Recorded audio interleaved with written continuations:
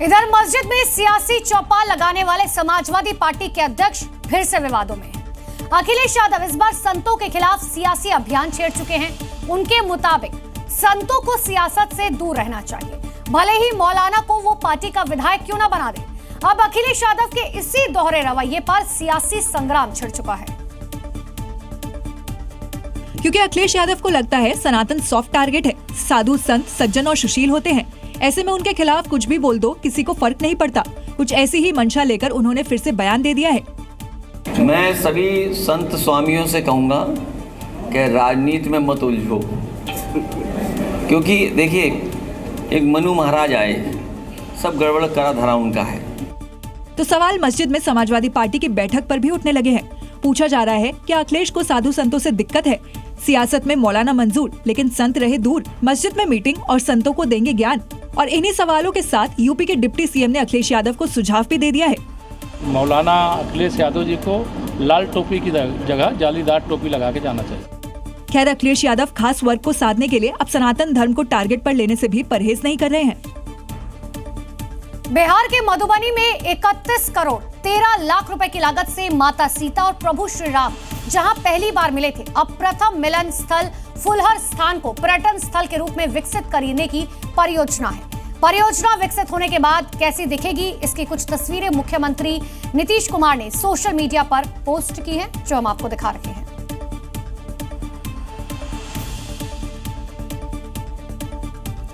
बिहार में 2025 के चुनाव के मद्देनजर तैयारियां जोरों शोरों से चल रही हैं।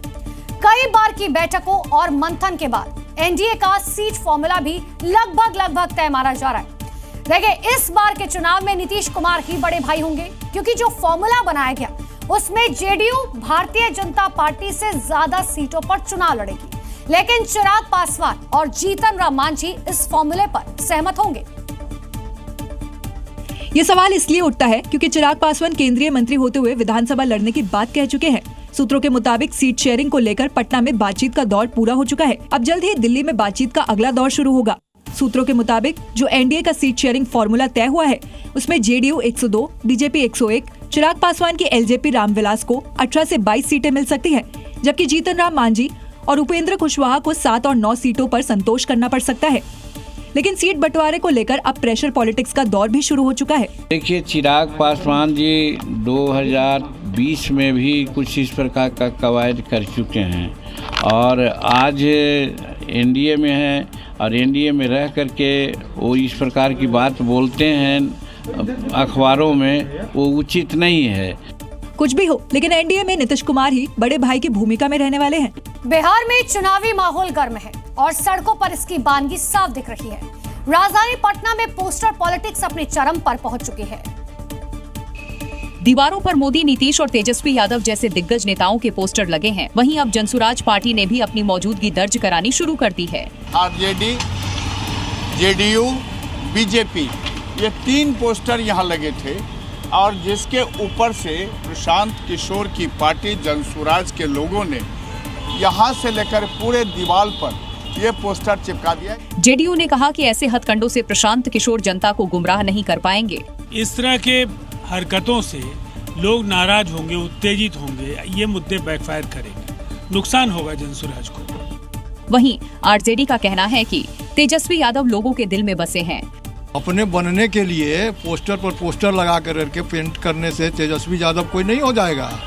इस पोस्टर पेंटिंग वॉर से साफ है कि बिहार का सियासी तापमान लगातार बढ़ रहा है और चुनाव से पहले दीवारों पर चल रही ये जंग दिलचस्प मोड़ ले सकती है। बिहार के सबसे बड़े सियासी परिवार में भूचाल आ चुका है। पार्टी से निष्कासित तेज प्रताप यादव अब बागी तेवर दिखाने लगे हैं। उन्होंने तीनों बहनों के साथ आरजेडी के ऑफिशियल पेज को अनफॉलो कर दिया। इस फैसले के पीछे एक सोची समझी रणनीति मानी जा रही है। परिवार के साथ आरजेडी में अलग थलग पड़े तेज प्रताप यादव कुछ बड़ा प्लान कर रहे हैं और झुकेगा नहीं वाले सिद्धांत पर चल रहे हैं। इसके साथ ही उन्होंने परिवार से दूरी बनानी शुरू कर दी है। परिवार के सदस्यों को अनफॉलो किया, मीसा भारती को भी अनफॉलो कर दिया, आरजेडी को भी अनफॉलो करने का दावा किया जा रहा है। दरअसल प्रेम प्रसंग के चलते तेज प्रताप यादव को पार्टी से साइडलाइन कर दिया गया था, जिसके बाद अपनी पार्टी बनाने की चर्चा शुरू हो गई। इन्हीं अटलों के बीच तेज प्रताप ने इंस्टाग्राम पर नया पेज भी क्रिएट किया है, जिसमें लिखा है, सपनों को पाने की चाहत मेहनत को अपना साथी बना लेती है। हार मानने से पहले एक बार और प्रयास करने की सोचो। यानी ये तो तय है, तेज प्रताप यादव खुद के दम पर सियासत में नया झंडा लहराने की पूरी तैयारी कर चुके हैं। Zee News।